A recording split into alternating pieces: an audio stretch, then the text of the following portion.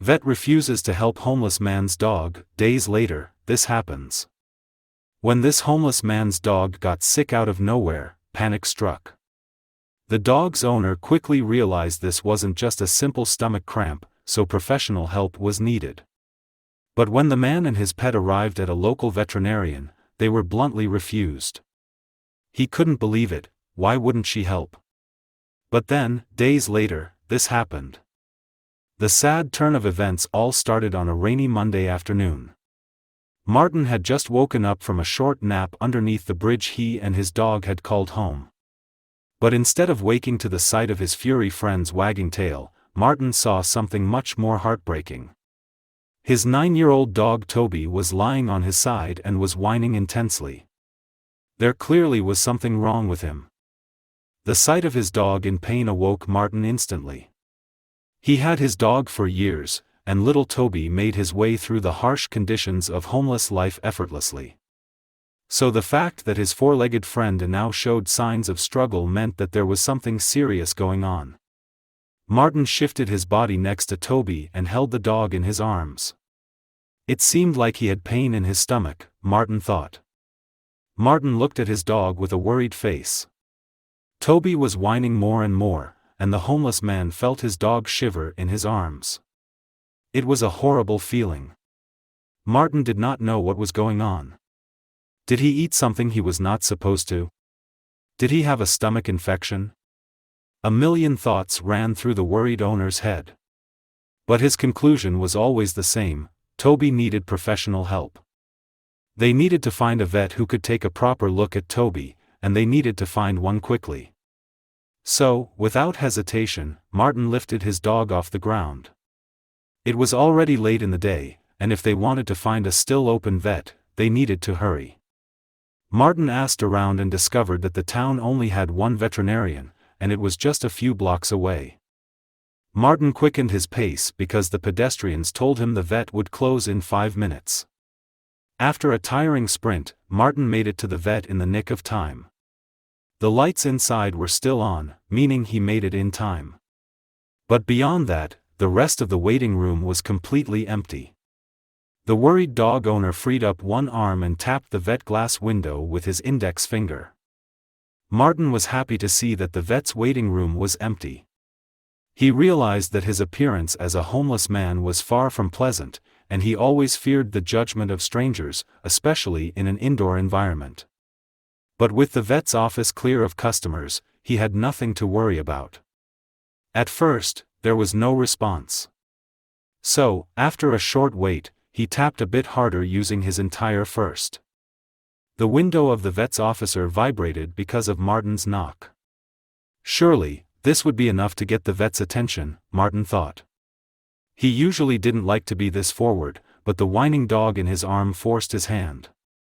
And this pushy tactic seemed to work because moments later, the vet walked out of her enclosed office and into the hallway. Martin held up Toby, indicating that he needed help. The sight of the female doctor was one of relief.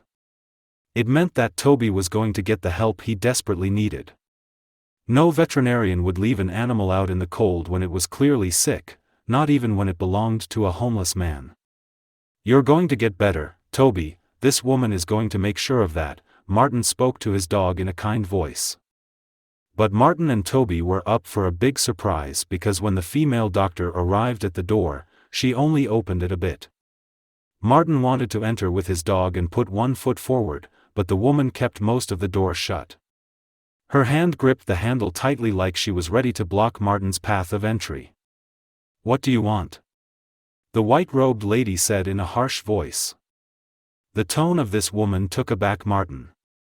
He wasn't expecting a warm welcome since his appearance and time management weren't ideal. But to be so rudely received was unexpected. Martin gazed into the woman's eyes and explained what happened to Toby. He said that he woke up and found his dog in serious pain. Martin pointed to Toby's belly and thought he had convinced the vet enough to let them in. But Martin was severely mistaken. The vet responded in quite the opposite manner. She blatantly refused Martin and Toby access to the building, telling them to leave the place and never return. It was an unexpected response. But what troubled Martin's mind the most was the tone in which she said it. There was anger in her voice, almost like she was looking for a fight. Martin scraped his throat, but there was no time to react to this woman's rude rejection. Before Martin knew it, the door was slammed shut again. The woman locked the door and used the slide bolts on the top and bottom to secure it even further. After that, the woman closed the office blinds and left Martin and his dog to fend for themselves in the street. Martin just stood there, confused and defeated. Martin held Toby close to his chest to provide the poor dog with as much comfort as he could muster. How can a doctor who takes care of pets be so cruel when an animal in need crosses her path? Martin didn't understand any of this. Was it because he was a homeless person? Maybe she was worried that he wasn't going to pay. Or perhaps she just found his appearance off-putting. Martin walked away from the vet's officer with a sad feeling in his heart. He felt discriminated against, and he was worried for Toby's well-being. Martin looked over his shoulder and saw the vet staring at him through the blinds she had closed just moments before. This woman was horrible, and Martin hoped never to see her face again. "We're on our own, Toby. Nobody will help us." But this thing was far from over. Martin and Toby reached their hideout underneath the bridge. A place that wasn't ideal for a sick dog. But it was the only place that felt like home to them. Once there, Martin did his best to make Toby feel as comfortable as possible. He placed a blanket over the shivering animal and shared every bit of feed he could find. The poor old man did his best, but it was tough. The situation seemed hopeless for the homeless man and his furry friend. But all of that changed when Martin woke up a few days later. The 65-year-old Martin blinked his eyes twice and stared at the river next to his sleeping quarters. "This is going to be another rough day," he uttered to Toby, who was still whining severely. But when Martin looked to the open space next to his mantras, he suddenly saw something. There was a small box that wasn't there the night before. Martin looked around and saw no one in the near vicinity. "What is it?" the old man said. He grabbed the package from the cold, wet pavement with a stretched-out arm. He shook it around, trying to figure out what could be inside. But nobody could have prepared the old man for what was hidden inside. He used his nail to open the box. And when he peered inside the cardboard container, his eyes filled up with tears instantly. There were medicines inside. And not just any plain tablet. The box was filled with very specific antibiotics and painkillers.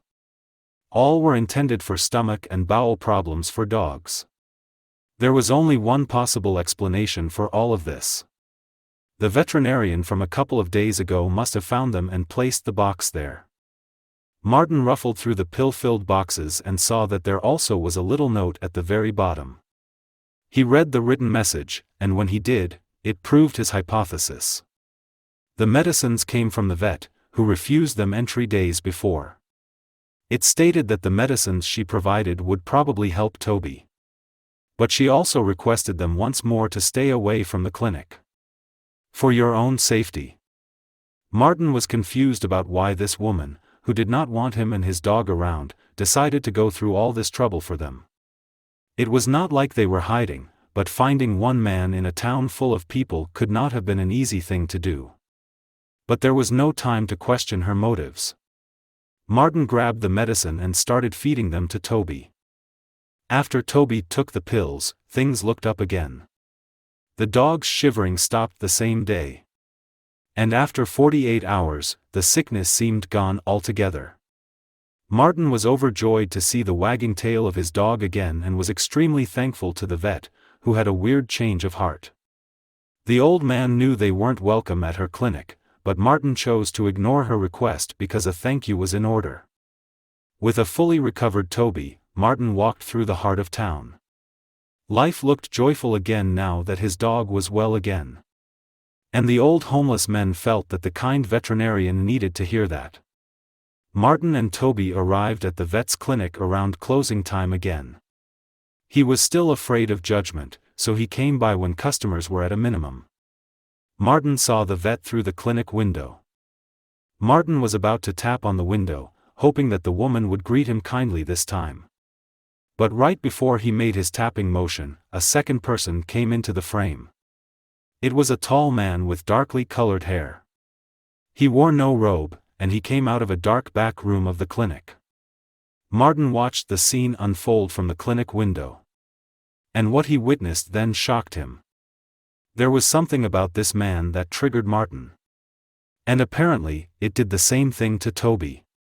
The fully recovered dog started growling softly like it was getting ready to face danger. Toby had never acted like this before, which made the situation feel even more tense. Martin squinted his eyes and focused on the scene inside the clinic. A strange feeling manifested itself in Martin's stomach. Something is off. Martin hid behind a stone pillar in front of the clinic to hide from the man. He tucked his body against the brick structure as tightly as possible so no one would notice he was there. And once he was positioned properly, he turned his head around the corner and gazed inside. The clinic's light was bright, almost making the window feel like a TV screen against the darker night sky. Martin inspected the second person thoroughly. The man was wearing a dark-colored, expensive-looking suit, not something you typically might see in a veterinarian clinic.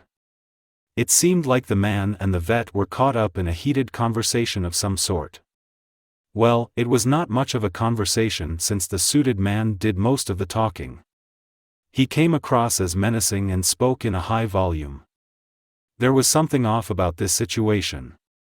Martin got the feeling that the female vet definitely did not want to be there. It was almost like the man forced her. Martin closed his eyes and tried listening to what the man was saying. The high volume of his voice was just loud enough to make it through the clinic window.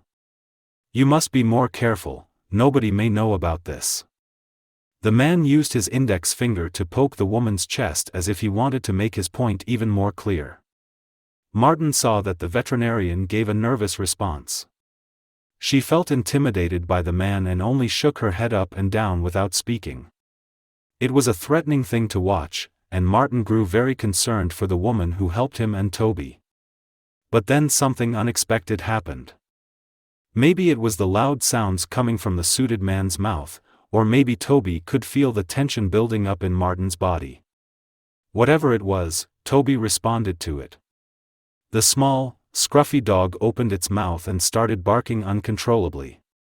The noise Toby produced was like an alarm, instantly triggering the suited man inside. His face turned to the window, and the man walked to the front door. The man opened the front door with one swift motion. But the moment he looked outside, nobody appeared to be there. He even looked behind the pillar Martin hid behind, but no one was found. The suited man scratched his head and then decided to go back inside. A little bit to the left, though, behind a large metal container sat Martin. He dove behind it just in time and was covering Toby's mouth. Martin shut Toby's mouth just in time for the suited man not to hear them. And with his hideout behind the dumpster secure, he waited out the time for the scary-looking man to leave. Martin lingered around for a long while. But eventually, he saw that the individual had left the vet's clinic through the back door. It was already night when this happened, which made it hard for Martin to scan the man's appearance. Martin saw that the mysterious individual entered a black car with tinted windows. The car was parked in an alleyway behind the clinic, which was suspicious to begin with. And when the car drove off with squeaking tires and high speed, Martin knew for sure that something was up. The man had left the back door of the clinic open, which was too much of an invitation for Martin to pass up on. The worried homeless man and his dog walked over to the open door and peeked inside the clinic. What Martin saw then was heartbreaking. The female veterinarian sat on the ground of her clinic and cried intensely into her hands. Martin approached carefully, hoping that doing so would not scare off the saddened woman. But Toby had other plans. The energetic dog ran into the building and jumped the crying woman. Toby started hugging and licking her, probably trying to cheer up the crying woman. It worked in a way because a small smile appeared on her face as the dog licked it. She looked up slowly, and Martin could see the frightened look on her face. But when her eyes witnessed Martin standing in her building, her expression changed. "I told you to stay away from this place," the woman said sternly. Martin had taken offense to these words before, but this time, he chose to ignore them. The old man spoke no words but simply stepped forward, inching closer to the upset woman. "Is everything all right, madam?" Martin asked with worry and kindness in his voice. The vet said she was in a lot of trouble, more than she could handle. But she did not want to put other people in danger. Martin already figured that part out. The shoddiness of the man, combined with her crying, painted a very clear picture.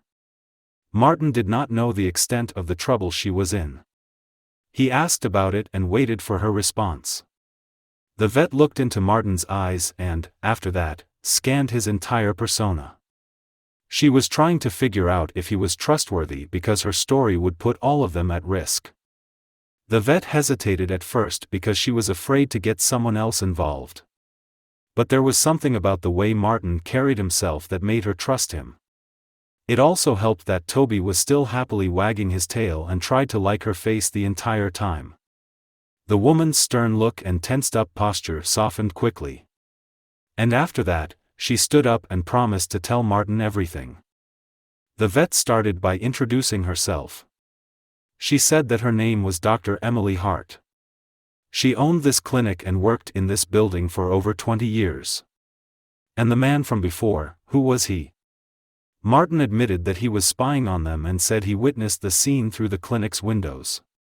The woman stated that the suited man first came in as a regular customer, but pretty soon, he came by daily, always around, or after closing time. Martin listened to Emily's words intently because they were filled with gloom and tension. Emily continued by saying that the man started intimidating her every chance he got. And it became clear that he was not here for a consultation at all. He had ulterior motives for being there and wouldn't stop until he got what he came for. Dr. Emily said that the mysterious man knew a lot of personal details about her. She knew about her husband and had detailed information about her children. And after he brought up my home address and children's recess times at school, I got spooked. Emily started crying again after sharing this information with Martin. "If I did not give him what he wanted, he was going to hurt my family." "What does he want from you?" Martin asked curiously. Dr. Emily immediately cut through the chase.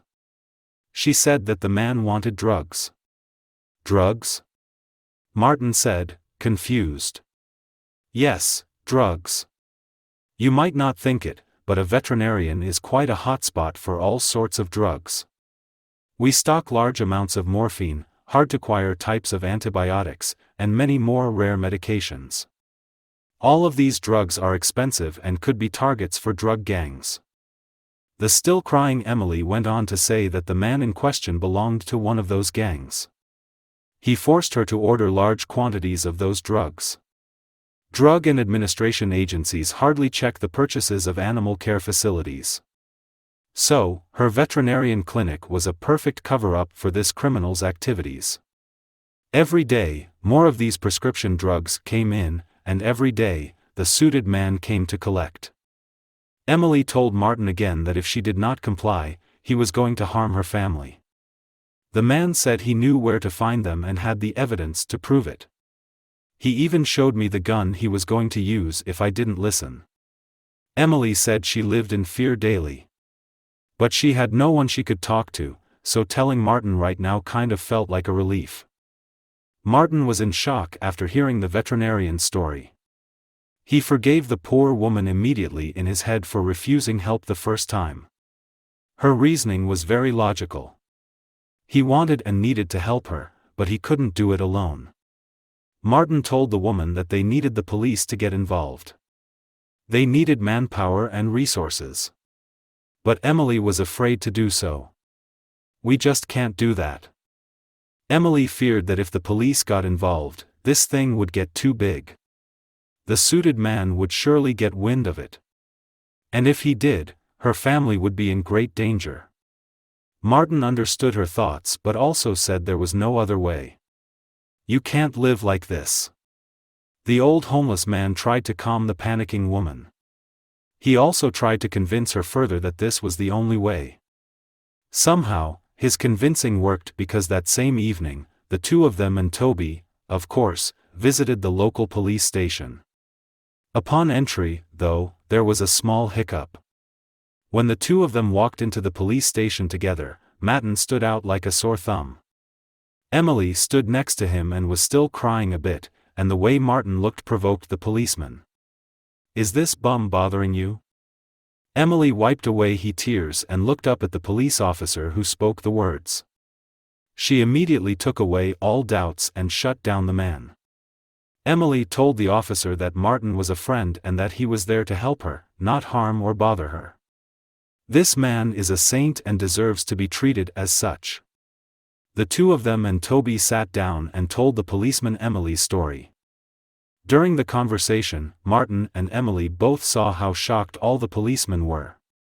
They were used to small, petty crimes being reported, but this drug scandal was huge. They were heartbroken by what happened to Emily and moved by Martin, who went above and beyond to help the poor woman. Emily admitted that it felt good to finally share her story with people. Now, she only hoped that they would help. Martin felt tears filling his eyes as he listened to Emily's story again. It definitely did not become less impactful on a second hearing, that much was sure. The old man's heart broke again, and he added a voice of urgency to Emily's story. We have to help her, and we have to do something now, he urged. The police agreed and got started right away. There was one advantage to this entire ordeal. They at least knew where the man would be every day around the same time, at the clinic where, this time, a surprise would be waiting. They had the entirety of the day shift to prepare for the man's arrival since they knew he would arrive around 6. The police team worked with Emily and Martin to set up the trap. They kept the clinic open and worked secretly to not arouse any suspicion. Emily helped customers with their pets all day and tried to put on a brave face. And when her shift neared its end, it was time to execute the plan. Emily was extremely nervous, but she was ready to finish this. Luckily for her, Martin was around all day as well. He was her rock, his kind words kept her sane throughout the day.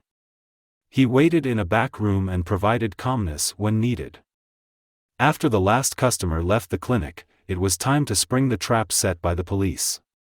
The officers took their positions in darkened offices, which were located in the back. The offices surrounded the medicine room, which the criminal would surely go to during his visit. The clock struck 6, and the clinic's back door opened. Emily was already standing in the hallway when it did. It's time, she whispered to herself. Seconds later, the suited man entered the facility and wasted no time. He had sunglasses on, which he took off when he looked at Emily. I'm here for my order, Emily. Do you have it? Emily nodded and smiled politely so he wouldn't figure out what was happening. The vet guided the man to the medicine room, the same room they visited all days prior. But this time, things would be a bit different. The medicine room was opened, and Emily switched on the lights. She had put in the order the evening before, and all drugs were present in the room. The suited man smiled as he entered, thinking this would be an easy pickup. He grabbed the boxes and exuded a rude form of confidence. But the moment he had his hands full, Emily took a large step backward and shut the room's door. With that move, she locked the man inside while locking the room from her side. She could hear the suited man's voice through the door, and he wasn't happy. What the hell is going on? He shouted. The man kicked the door a couple of times, and after his second kick, the door broke open. But Emily wasn't waiting for him on the other side. Once the door was open, 5 officers stood there. They had guns pointed in his direction, and moments later, the man was being pushed down into the ground. The policeman overpowered him by force and arrested the evil man on the spot. Emily was crying as she witnessed the scene from a safe distance. Martin also appeared out of his darkened office. He stepped closer and pulled Emily toward him. "It's over, you don't have to be afraid anymore," he told Emily. Things were looking up with the man in custody, and Emily finally felt safe. A week later, the man's criminal trial arrived, and Martin was there, too. He was a key witness in the prosecutor's case. And with everything he saw, his evidence was key in sending the suited man to jail. He had exchanged his expensive suit for an orange jumpsuit and he was sent to prison for a very long time. Emily could finally tell her family about what happened in her clinic. Her husband and her children hugged Martin for all his help in the case, and afterward, they even had a surprise for him. Martin became a close friend of the family, and no friend of theirs was allowed to live on the streets in poverty. That's why they all decided to help the old man. Martin was given a second chance at life. The old man got a simple cleaning job at the clinic. It wasn't much, but it gave him an income and a way to support himself and his dog. He even got offered a small apartment above the clinic. It was small but homely, and he gladly paid his rent every month, knowing he was paying a friend. Things were looking up for the old man, and it was all because he helped a stranger.